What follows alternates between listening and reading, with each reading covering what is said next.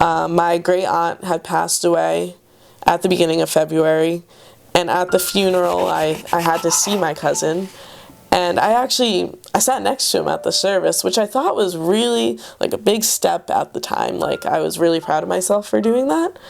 But then I did not process that 3 weeks later I find myself in my room having a terrible flashback, just frozen on my bed, and I wanted it all to just end.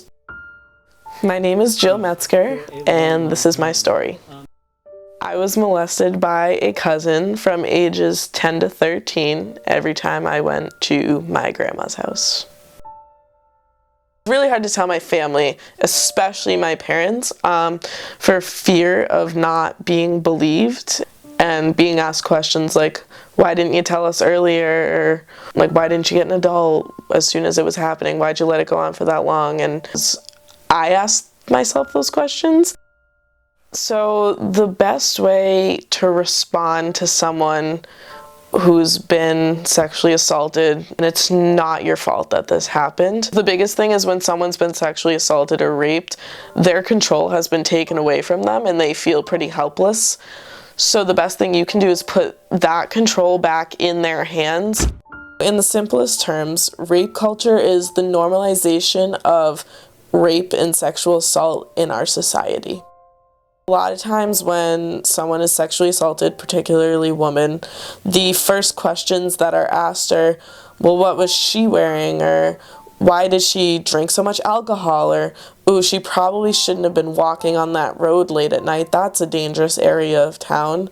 And that's victim blaming. That is putting the responsibility on the victim for trying to prevent a crime done to them. So rape affects men too. A lot of times they don't feel comfortable coming forward about it. Like, men being raped is really underreported. Like, women being raped is pretty underreported, but men being raped is super underreported because men don't feel like they can come forward about it. Because it's so normalized, a lot of men or just people in general, are excused from raping someone. There's a common stat that 3% of rapists will see a jail cell. 97% of them will walk free. So the biggest part of rape culture in this society is the idea that we hold women responsible for preventing men from raping them. And those are what we like to call risk reduction techniques. And by all means, if they continue to make you feel safe, like, please do them. Like, I walk with my friends at night when we're going out. I put my hand over my drink. I do all those things.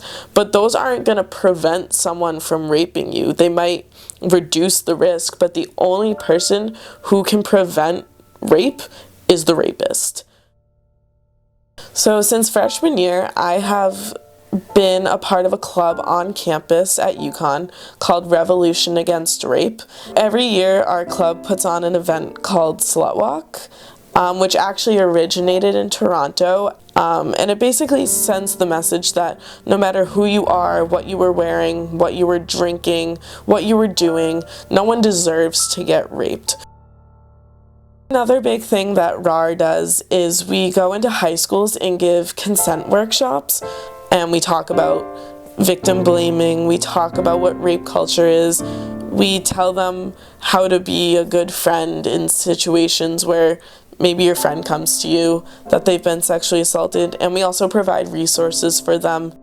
Rape can happen to anyone in any situation at any time, so to give women a set of rules on how to behave is absolutely ridiculous, because even those who follow all of the rules can still end up getting sexually assaulted.